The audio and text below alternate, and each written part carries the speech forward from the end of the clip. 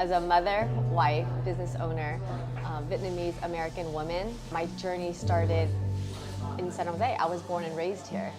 And my parents came to the US in 1981. They were both refugees.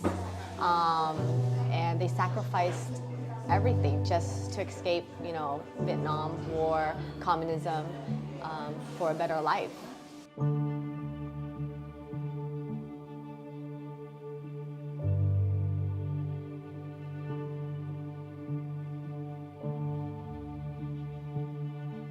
Đâm đầu vào cõi chết, like you only know death, right? But they rather face death than stay in Vietnam. Because I always ask them, like, oh my God, like, how do you guys get here? They're like, my dad was the captain of a ship for 80 people, right? Who was responsible for 80 lives in this small boat. They snuck out of Saigon. They had to pick a night where it's the darkest night ever, so they wouldn't get caught. And they would sneak out everybody who came from different areas. They had a meeting place, and my dad had the little boat ready, and he was the captain. And then people brought water, fuel, little food, and they snuck in. They just left in the middle of the night. And they're like, I was like, oh, Mom and Dad, are you guys not scared? I get all like emotional because it's like, wow, death. Like, they catch you, there's no life, right? You're going out crossing oceans, you see nothing. The only way they were navigating was through the stars.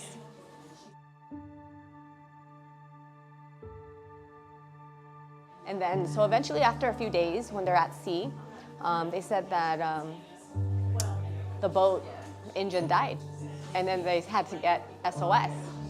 They don't know where they're at. And then eventually, American ship, allies, I believe, they came and they were in Indonesia. And we were settled there for like 6 months before they got sponsored to Santa Clara County. I'm like, wow, I'm here today because they literally knew they're gonna face death, but they risked it so that we have life. For us, it started because it's just a conversation. Everyone we knew as a relative, a friend, aunties, they worked in a nail salon. And they would tell us stories that, oh, their back hurts, the salon has bad fumes, chemicals all day. It was just a bad working environment for them, and that it was poor for their health. So then our family was just like, it's a family business, right? So we figured, everyone we knew did nails, why not create Blossom Nail Spa? So that's where it all came about, and we're like, I wanted to create a space where it was healthy and safe, and where we can help support each other, especially young immigrant women. Immigrants face a lot of challenges, language barriers, coming into a new country you know nothing about, starting over. So it's just something that we figured we want to be that supportive system. And like my parents taught me, hey, we risk our lives for you to be here, you need to pay it forward. It makes me a very strong heart, forward-thinking leader, always do things with intentions. I always tell my staff, when you work for me, you're not going to work for me forever. I want to give you the skill set so that one day you can be your own business owner and be successful no matter what you do. Give you those skill sets, communicate, embrace it. Sometimes our culture differences, we may be very timid, very shy, but I always want to tell them, hey, we have to speak up. And I say, they come here, English is not their first language, so they may feel very intimidated, and they're like, oh, the customers might not understand me. I go, it's okay. This is that space for you to speak up, continue to use your voice, right? They might not understand you, but continue speaking up so that eventually they will have to understand you, right? So as you can see that my staff, my team here, they work quietly. They seem shy, but their strength, their resilience, nobody knows how to do nails. They have to come to a country where you learn to speak English, use these tools, set of tools, understand the products they're using, and they fight through and they learn. They press on. They don't hold back.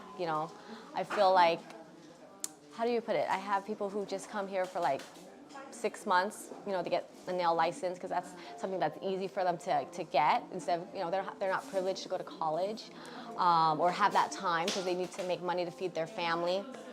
They come here and they learn, like computers is something totally new to them. They're like, oh my gosh, I don't know how to use this. I say, don't worry, we'll take baby steps, one at a time. Learning to have patience and understanding that, hey, I was privileged, I was born and raised here, I went to school here, I was educated here, so I was given so much more. Think back and like, hey, they came from Vietnam, coming to a new country, starting from scratch. So that's why I'm just like baby steps. So from little, one by one. Here you can see like my staff takes turn. They know how to greet customers. They're the front desk. I teach them so that they can run their own business. I say, use Blossom Nail Spa as your own vessel, as if it's yours. God, we are so resilient. We are such strong, powerful people. Like, we may be quiet, we might not speak up as much, but we're the most hardworking people ever. Through everything, like through the pandemic, during COVID, I don't know if you know, but nail salons were closed because we were not an essential business. And eventually California was able to open outdoors. And I was just like, oh no, there's no way we can work outdoors. This is just not happening. The weather, the heat, how are you gonna sit, your support, like all that. But my team was like, no, we're gonna do it. We need to do it. I need to go to work. They're like, I need the money, please. They're like asking me, please open up. And I'm like, figure a way. And I'm like, okay. So we end up making the Prune Yard here, the location here, one of the biggest outdoor nail salons you can have. We had like tons of stations out there. We had to figure out, because there was like protocols. We had plexiglass, custom made for each one. It was one of those days where we won't ever forget. We always talk about, like, hey, if we can work in the heat, the rain, all this, and we can push through, nothing else can stop us, So that's why I said they're the most hardworking team I have. They encourage me every day too, to like not give up. It's just, I think it's built in our culture, in our Vietnamese culture, in our DNA, that we are just very resilient.